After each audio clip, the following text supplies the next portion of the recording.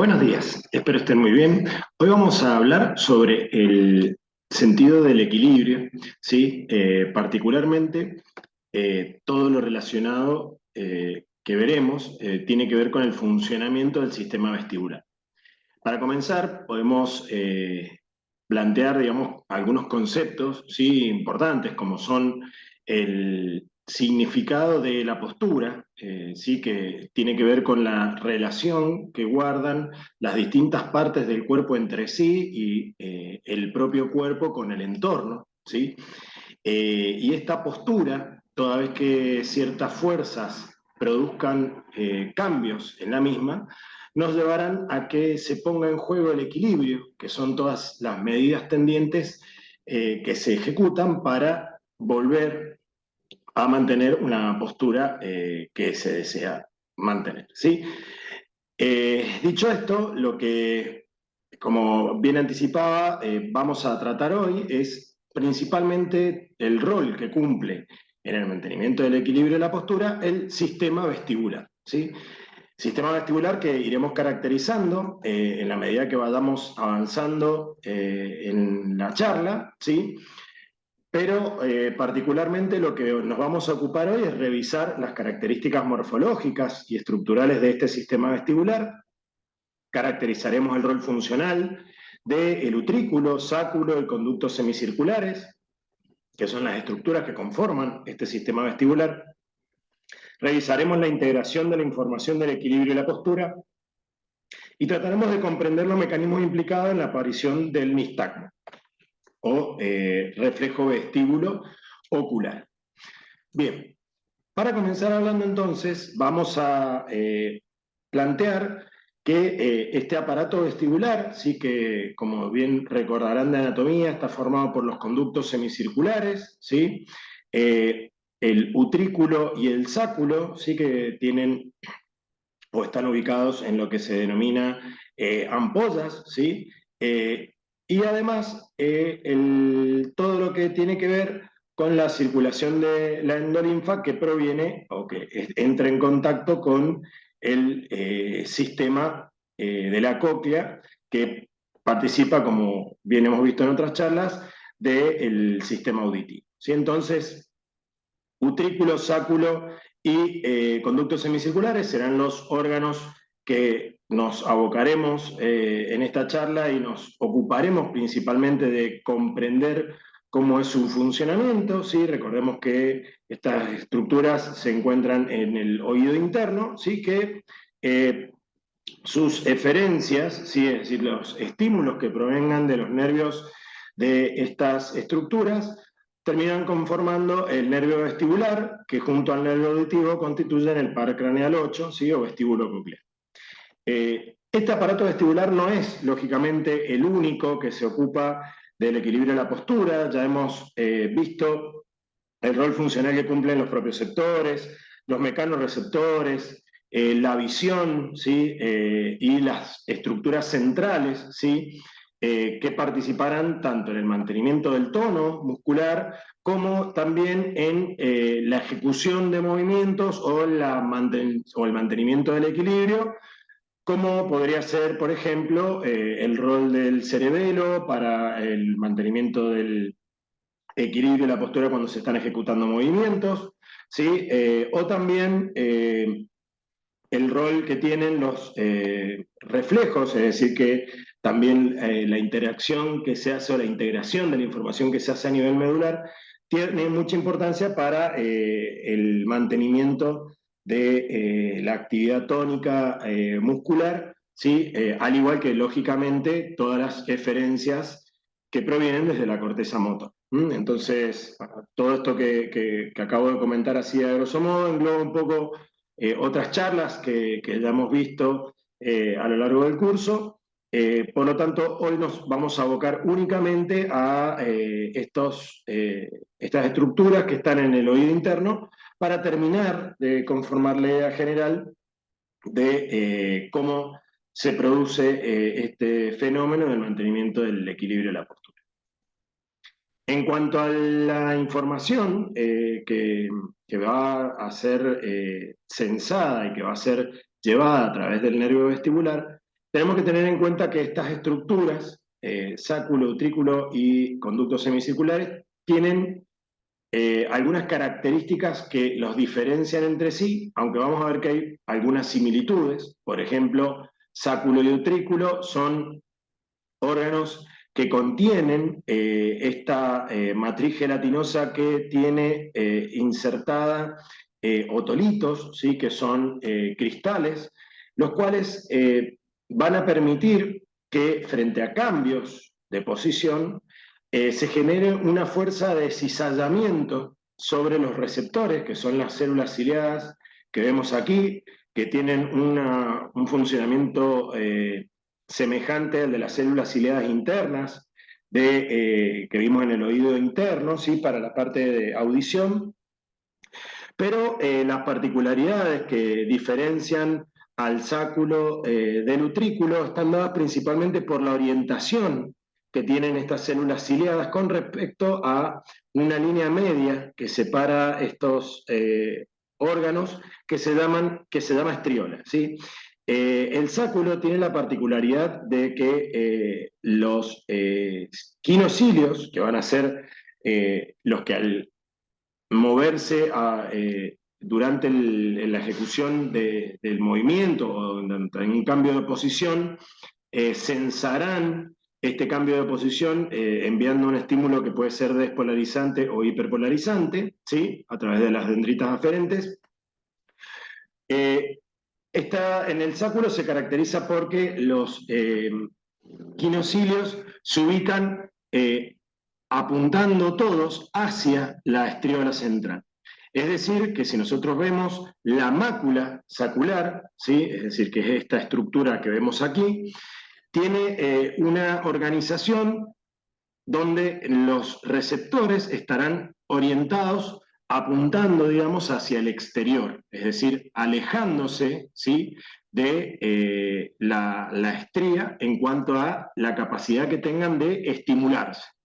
¿Por qué digo de estimularse? Porque toda vez que los cilios se muevan hacia, o los heterocilios se muevan hacia el quinocilio, se producirá una despolarización. Es decir, que las despolarizaciones serán hacia afuera, ¿sí?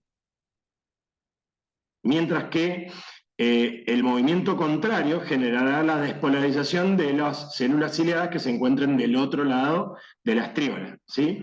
Entonces, aunque los cilios y esterocilios están orientados hacia la estriola, las despolarizaciones se generarán en movimientos que sean hacia afuera, digamos, desde la estriola de la mácula sacular, ¿sí?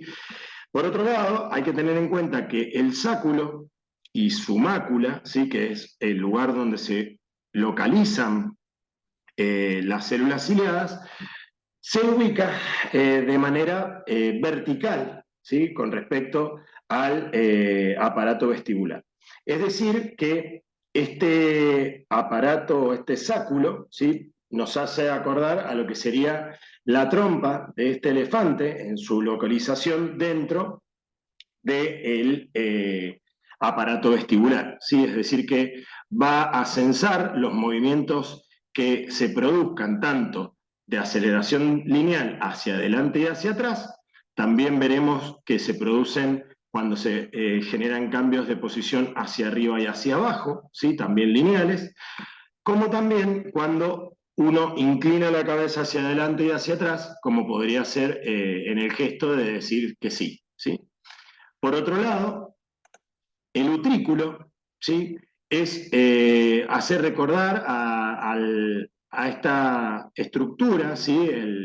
Yo les he puesto aquí para recordarlo gráficamente, el pico de un ornitorrinco, ya que es aplanada, ¿sí? Y se encuentra horizontal con respecto al aparato vestibular. Es decir, que esta mácula utricular, que también se diferencia del sáculo porque los estereocilios y quinocilios se ubican al revés de lo que veíamos en el sáculo, es decir, que si los estímulos iban desde la estríola hacia afuera en el sáculo, todos los estímulos para la mácula utricular irán hacia la estríola central, ¿sí?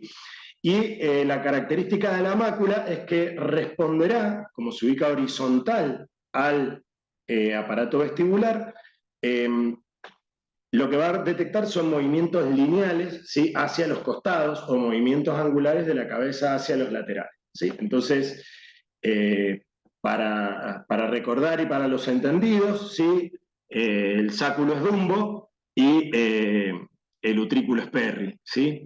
Recuerden entonces las localizaciones vertical del sáculo y horizontal del utrículo, porque nos va a servir para comprender cómo se produce la estimulación de cada uno de estos aparatos o de estos sistemas que tienen membranas otolíticas con respecto a los movimientos en los distintos ejes del cuerpo. Como podrán ver, de todas maneras, hay cierta superposición, ¿sí?, en ciertos movimientos que producirán estímulos que van a generarse tanto en utrículo como en sáculo, o también en los conductos semicirculares, donde las crestas tienen los estereocilios y los quinocilios orientados todos en la misma posición, ¿sí?, a diferencia del utrículo y del sáculo, y estos van a censar los movimientos en los tres planos, X, Y Z, ¿sí? Entonces, estos van a detectar movimientos angulares principalmente. Entonces, esto es para ir recordando algunas cuestiones histológicas y morfológicas que nos van a servir para comprender la funcionalidad de cada uno de estos órganos del sistema vestibular.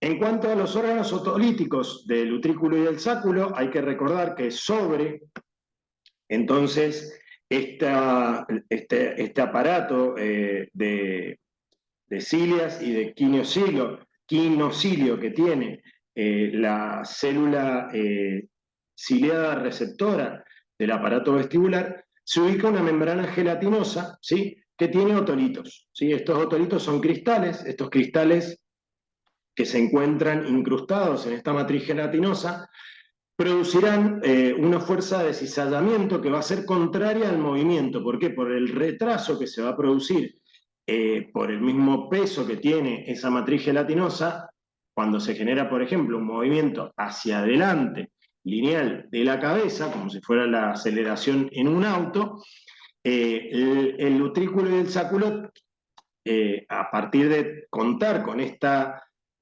membrana otolítica, la membrana otolítica se desplazará hacia atrás cuando la cabeza vaya hacia adelante, ¿sí? Entonces, el sáculo particularmente, que será quien va a detectar este movimiento, producirá la descarga de la célula ciliada con aumento de la estimulación y despolarización, toda vez que el movimiento de los estereocilios vaya hacia el quinocilio, ¿sí? Vamos a recordar un poco cómo se produce esa despolarización, mientras que se producirá una hiperpolarización con disminución de la frecuencia de potenciales de acción cuando el movimiento sea contrario, es decir, que el quinocilio se recueste sobre los estereocilios de la célula ciliar. Así entonces la mácula del utrículo, que se ubica horizontalmente como habíamos dicho, responderá a movimientos lineales en el plano horizontal, como así también inclinaciones y giro de la cabeza hacia los lados. La mácula del sáculo se ubica verticalmente y responde a cambios de aceleración y desaceleración, ¿sí?, que ocurren en la dirección vertical, es decir, hacia arriba o hacia abajo, como por ejemplo subiendo en un ascensor, o lineal, adelante y hacia atrás, como si fuéramos avanzando y frenando, ¿sí?, o yendo marcha atrás en un vehículo. Por otro lado, también la mácula será la encargada de producir estímulos o de dar información cuando uno mueve la cabeza como gesticulando negativamente, diciendo que no con la cabeza, mientras que cuando gesticulamos diciendo que sí con la cabeza, es decir, haciendo hacia adelante y hacia atrás la cabeza, el sáculo será quien envíe la información, ¿sí?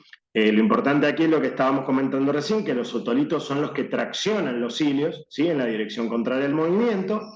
El utrículo cuenta con mayor número de células ciliadas, es decir, que cuenta con mayor número de receptores, casi el doble que el sáculo. La despolarización e hiperpolarización liberará más o menos neurotransmisor y en base a eso se transmitirán potenciales de acción en mayor o menor frecuencia a través del nervio vestíbulo-gluteal, ¿sí? ¿Cómo funciona esto? Si tomamos como ejemplo el sáculo que estábamos comentando recién, ¿sí? Nosotros tenemos que, si producimos el movimiento de la cabeza, como podría ser hacia atrás y hacia adelante, ¿sí? Como habíamos dicho, como diciendo que sí, o en una aceleración y desaceleración en un vehículo, fíjense que el movimiento sobre la célula ciliada es el mismo. Eso lo que implica es que toda vez que el movimiento genere que los estereocilios se recuesten sobre el quinocilio, se producirá una despolarización, como se ve acá, ¿sí? Mientras que cuando el quinocilio se recueste sobre los estereocilios, se producirá una hiperpolarización, ¿sí? Esto entonces lo que generará es una respuesta que también será integrada a nivel del sistema nervioso central, siempre trabajando con los dos oídos a la vez, ¿sí? Entonces, la mayor o menor frecuencia de estimulación de un lado que del otro nos indicará que también la cabeza esté inclinada o la superficie en la cual uno está generando el movimiento esté inclinada, y esa es toda información complementaria que va a ayudar a diferenciar, ¿sí? O particularmente determinar el movimiento que está haciendo la cabeza y, lógicamente, el cuerpo con respecto al entorno. ¿Mm? En cuanto a los conductos semicirculares, hay que tener en cuenta que cuando la cabeza rota, ¿sí? Los conductos y las células ciliadas en este caso se mueven con la cabeza por estar fijos, ¿sí? Sin embargo, la endolinfa no lo está. Entonces, como los conductos semicirculares en las ampollas lo que contienen es un capuchón que se ubica sobre las células ciliadas, toda vez que se mueva la endolinfa dentro de esos conductos semicirculares, cuando hagamos movimientos angulares en el eje X, en el eje Y o en el eje Z, ¿sí? Producirán despolarizaciones, ¿sí? ¿Cómo trabaja el tema de la información que llega a través de los conductos semicirculares? Bueno, siempre la información se da de a pares. Es decir, que como los conductos se activan o inactivan de a pares, cuando estemos hablando de los conductos horizontales, ¿sí? Un conducto estará estimulado mientras que el conducto del otro lado de la cabeza estará inhibido, ¿sí? Entonces eso nos va a dar la información de hacia dónde se está produciendo el movimiento de la cabeza. ¿Sí? Eso lo vamos a ver con algunos ejemplos. Mientras que, por ejemplo, para el conducto semicircular anterior de un lado, trabaja con el posterior del lado opuesto cuando la aceleración es en un plano anteroposterior oblicuo con respecto a la línea media, y hay que tener en cuenta que en general, como habíamos visto con el utrículo y el sáculo, que en todos los movimientos algo participan, también nos va a pasar lo mismo con los conductos semicirculares, ¿sí? Es muy difícil que trabajen solamente un par a la vez, pero sí lo que se hace es a nivel del sistema nervioso central, ¿sí? En la corteza vestibular, integrar esta información para interpretar cómo es la posición de la cabeza y del cuerpo con respecto al suelo, ¿sí? El conducto semicircular tiene alrededor de 7.000 células ciliadas, es decir, casi la mitad de lo que ya tenía el sáculo, que era la mitad de lo que tenía el utrículo, ¿sí? Entonces, para que vayan tomando dimensión de la importancia de la información que aporta cada uno de estas estructuras del sistema vestibular. Estas células ciliadas también harán sinapsis con neuronas de primer orden del par craneal 8 y enviarán la información que vamos a ver enseguida a través de la vía hacia la corteza vestibular, ¿sí? ¿Cómo trabajan los conductos semicirculares? Bueno, yo les decía recién que cuando se produce el movimiento de la cabeza, se produce un movimiento de la endolinfa que trabaja, digamos, en contra del movimiento de la cabeza. ¿Por qué? Porque la endolinfa, cuando se mueve la cabeza, se mueve el conducto semicircular, que como comentaba recién está anclado a la estructura ósea, y la endolinfa sufre un retraso en el movimiento cefálico, ¿sí? Con respecto al movimiento cefálico. Entonces, esa endolinfa va a generar un movimiento, ¿sí? Y una inclinación de esta cúpula que está en íntima relación con las células ciliadas, produciendo una despolarización o hiperpolarización de la misma manera que comentábamos recién. Toda vez que vaya desde los estereocilios hacia el quinocilio se producirá la despolarización, cuando vaya del estereocilio hacia el quinocilio, la inclinación, se producirá una hiperpolarización, ¿sí? Entonces siempre lo que cambia son las frecuencias de descarga de cada uno de estos sistemas de detección de movimiento, toda vez que justamente la cabeza esté y el cuerpo cambiando de movimiento. ¿Mm? Esto tiene una particularidad que lo diferencia por ahí de lo que decíamos del utrículo y el sáculo, que se mantenían descargando mientras se mantuviera la inclinación, porque justamente se producía ese movimiento, ese, digamos, desfasaje y cizallamiento producido por la membrana otolítica. Aquí, como no tenemos membrana otolítica, la endolinfa al iniciarse el movimiento va a sufrir un retraso para iniciar ese movimiento, entonces desplaza la cúpula hacia el otro lado del movimiento, pero en la medida que el movimiento se continúe, ¿sí? Ese movimiento angular hacia el mismo lugar, se va a tender a equiparar el movimiento de la endolinfa con la cabeza. Entonces, habrá una adaptación, ¿sí?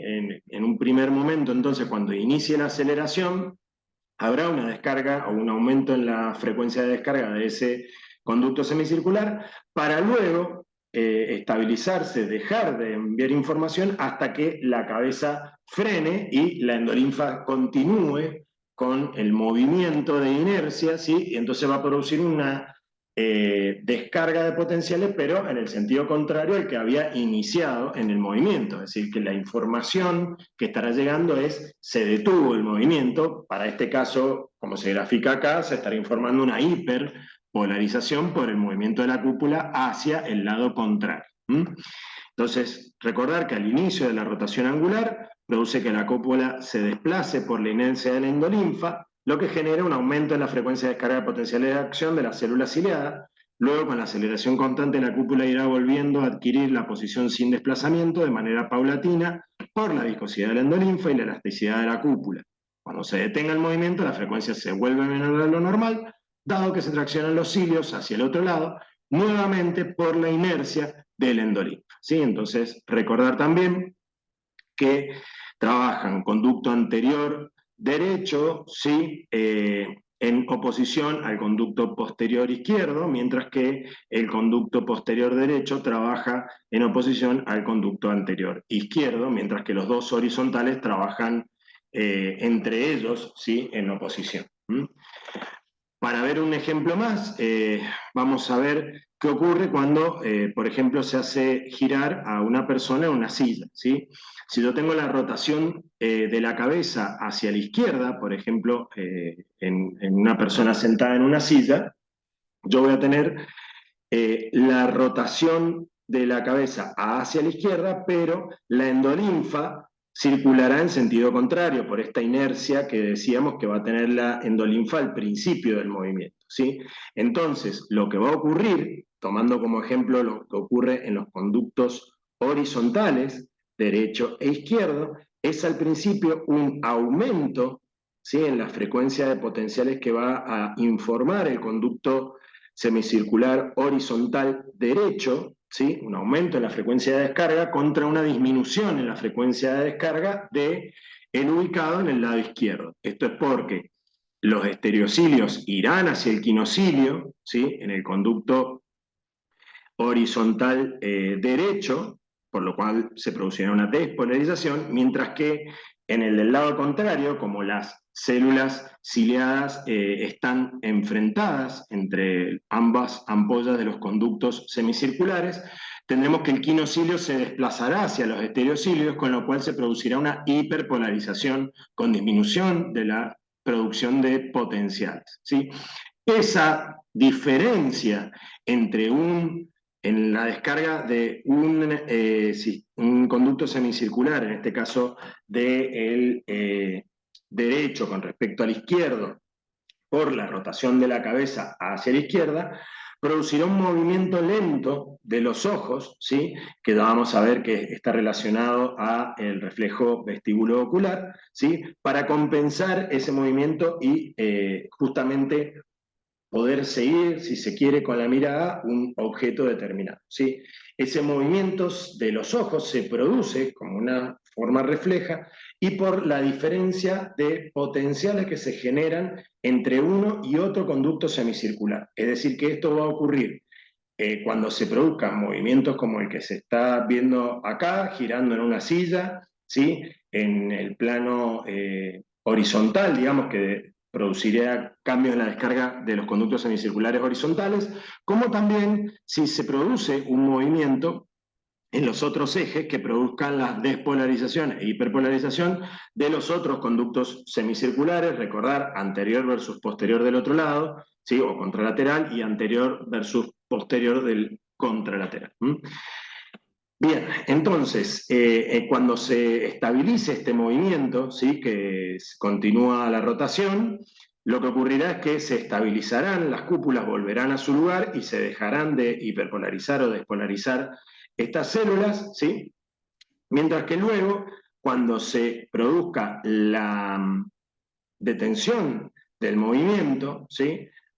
Apenas después de la rotación, se va a producir un fenómeno nuevamente de movimiento de la endolinfa con respecto a la cabeza que ha detenido su movimiento. Es decir, que la endolinfa continúa con el movimiento inercial y entonces tendremos un aumento en la descarga de las estereocilias del conducto horizontal izquierdo, ¿sí? Por el movimiento de la endolinfa, mientras que tendremos una hiperpolarización con disminución de la cantidad de descargas que se producen en el conducto horizontal derecho, ¿sí? Lo cual producirá nuevamente este reflejo ocular, ¿sí? De movimiento lento de los ojos, siempre en el sentido contrario a el movimiento de la cabeza, ¿sí? Bien. ¿Cómo se produce la transducción de la información? Esto, como yo les comentaba antes, ya lo hemos visto un poco cuando hemos visto la acción de las células ciliadas internas del oído para la recepción de la audición, ¿sí? Pero de todas maneras es importante siempre volver a repasarlo. ¿Cuándo tendremos despolarización en estas células ciliadas? Cuando los estereocilios se muevan hacia el quinocilio. ¿Por qué? Porque se abren canales de potasio, ¿sí? Que se ubican en la superficie o en el ápice de estos estereocilios y debido a la alta concentración que hay de potasio en la endolinfa se producirá ingreso de potasio dentro de la célula y por tanto la despolarización de la misma. Esa despolarización genera la apertura de canales de calcio dependientes de voltaje, los cuales generarán la movilización de vesículas para liberar el neurotransmisor que va a ser el que va a actuar sobre la neurona, ¿sí? Del nervio vestibular, ¿sí? O vestíbulo coclear. ¿Cuándo se va a detener esta despolarización o cómo se produce la detención de la misma?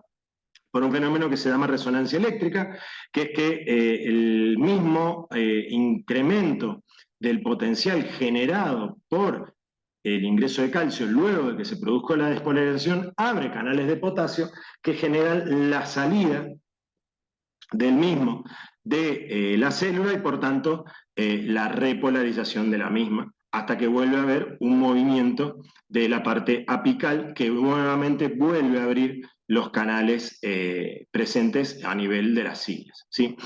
Cuando ocurre una deformación mecánica que se aleja del quinocilio, es decir, que el quinocilio se mueve sobre los estereocilios, los canales están cerrados, ahí se produce una hiperpolarización y entonces no se liberan las vesículas con neurotransmisor, que son las necesarias para desencadenar los potenciales de acción.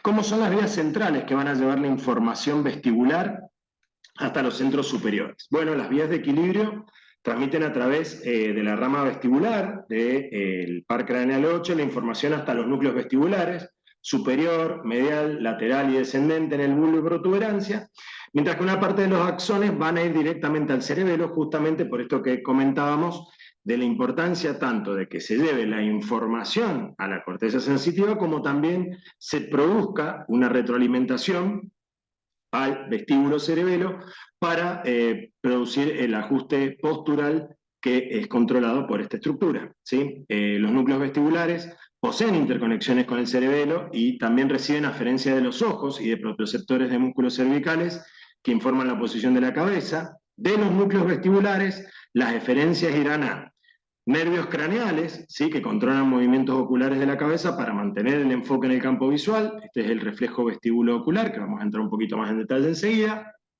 El tracto vestíbulo espinal, medial y lateral, que colaboran en mantener el tono muscular de los músculos esqueléticos y ayudar a conservar el equilibrio, aquellos que van desde el núcleo lateral vestibular, y también aquellos que participan en mantener la posición de la cabeza, que son los que provienen desde el núcleo vestibular medial.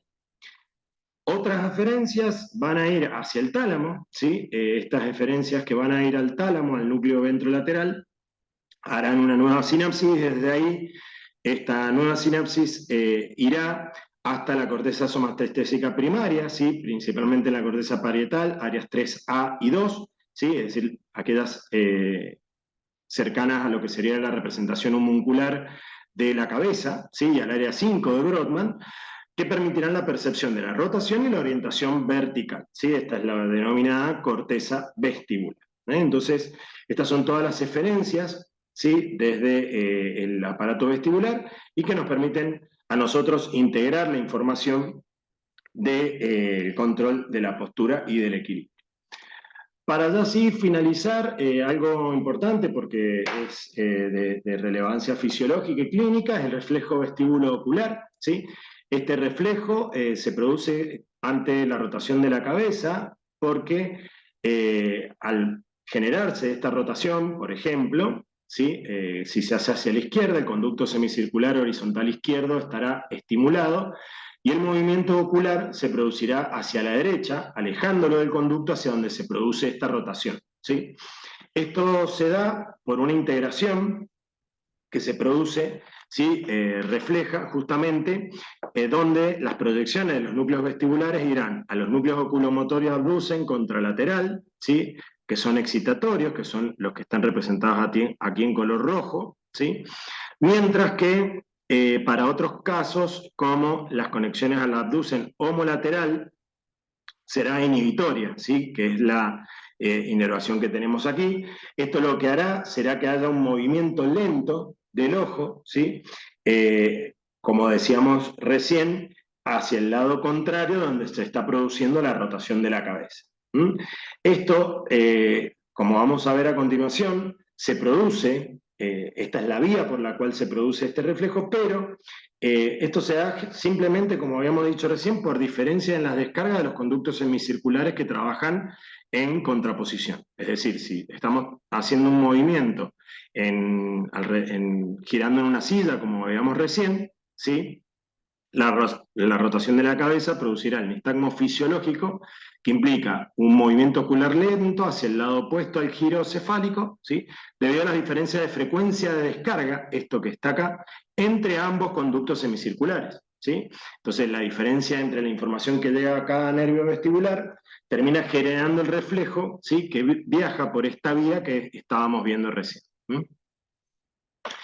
En cuanto a la fase rápida de retorno, ya no es mediada por los núcleos vestibulares, sino por circuitos del tallo cerebral que restablecen la posición del ojo al centro del campo, ¿sí? Entonces, nosotros en el nistagmo lo que vamos a ver va a ser una fase lenta, ¿sí? De movimiento que va a ir contraria al movimiento de la cabeza, y una fase rápida, ¿sí?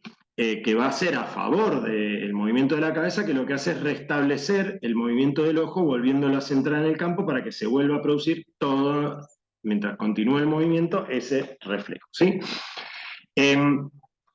Mientras la cabeza se mueva y sea una rotación sostenida en un ambiente iluminado, el nistagmo será vestibular, ¿sí? Pero también se le va a sumar el denominado optoquinético, ¿sí? Que es justamente por el desplazamiento del campo visual, es decir, que uno está tratando de fijar la vista en algo, ¿sí?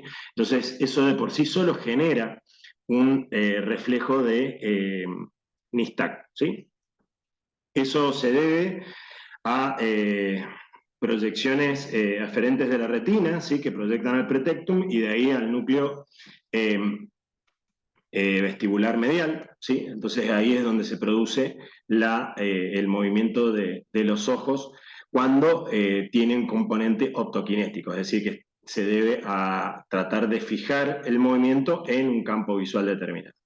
Si el nistagmo es espontáneo, implica que hay una alteración en las descargas que se están produciendo a nivel sincrónico, que deberían ser sincrónicos, entre los dos conductos semicirculares, ¿sí? Entonces, si yo tengo un nistagmo que no es producido por un movimiento de la cabeza, significa que quizás hay un conducto semicircular que no está funcionando o que la persona no está recibiendo información de ese lado, mientras que la descarga basal genera un movimiento automático de los ojos, ¿sí? Sin que esté produciéndose la cabeza. Recordemos que estas células ciliadas, como habíamos dicho antes, por la concentración de potasio alta que hay en el medio extracelular, continuamente se están produciendo pequeñas despolarizaciones que generan una frecuencia de descarga tónica, ¿sí? de estas células ciliadas sobre los núcleos vestibulares, ¿sí? Entonces, hay alternativas también para hacer pruebas, ¿sí? Clínicas para ver si yo puedo producir o generar este nistagmo, ¿sí? Muchas veces estas pruebas son importantes para diagnosticar lesiones a nivel del tallo cerebral. Recordemos que este reflejo se integra a nivel del tallo. Entonces, si yo tengo un nistagmo espontáneo, como habíamos dicho, puede significar que uno de los dos conductos no está informando nada, entonces la descarga basal genera, sin movimientos de la cabeza, nistagmo, y también yo lo puedo estimular y generar irrigando con agua fría o agua caliente el oído, porque al colocar agua caliente a nivel del oído externo, ¿sí? Impactando sobre el tímpano, yo lo que voy a hacer es generar corrientes de convección en el conducto irrigado cuando sea agua caliente, lo cual semejará el movimiento de la cabeza hacia ese lado. Es decir, que la fase lenta del nistagmo, es decir, que el ojo cuando se mueva lentamente irá hacia el lado contrario, ¿sí? Entonces la fase lenta irá hacia el lado contrario del lado irrigado cuando sea con agua caliente, ¿sí? Y la fase rápida de acomodación volverá al centro del ojo, ¿sí? Desde el lado contrario hacia el centro, mientras que si yo irrigo con agua fría, lo que hago es lo contrario, justamente disminuyo la cantidad de potenciales que se van a producir en el oído irrigado. En consecuencia, es como si la cabeza estuviera girando hacia el lado contrario. Entonces, el nistagmo o la fase lenta se dará hacia el lado irrigado con agua fría y la fase rápida de acomodación hacia el centro del campo se dará en sentido contrario. Muy bien. Resumiendo y para finalizar, acordarse que el aparato vestibular detecta cambios en el equilibrio, está formado por el utrículo, el sáculo y los conductos semicirculares. Utrículo y sáculo detectan aceleración y desaceleración lineal principalmente, con también la posibilidad de detectar inclinaciones cefálicas, ¿sí? Los conductos semicirculares detectan aceleración o desaceleración rotatoria o movimientos angulares en los tres ejes. La liberación de neurotransmisores por las células ciliadas genera potenciales de acción en las neuronas vestibulares de primer orden que dieron origen a la rama vestibular del craneal 8. La mayoría de los axones de la rama vestibular entran en el tronco encefálico y terminan en el bulbo raquídeo y la protuberancia, es decir, los núcleos vestibulares. Además, las aferencias vestibulares son transmitidas al tálamo y de ahí al área vestibular de la corteza cerebral, mientras que otras aferencias, o eferencias mejor dicho, irán hacia la vía vestíbulo-espinal y también aquellas encargadas del reflejo vestíbulo ocular, además de aquellas que irán al cerebelo. Muy bien, eso es todo. Muchas gracias por su atención. La bibliografía recomendada es Purves, Derrickson y Sarabi. Muchas gracias por su atención. Hasta la próxima.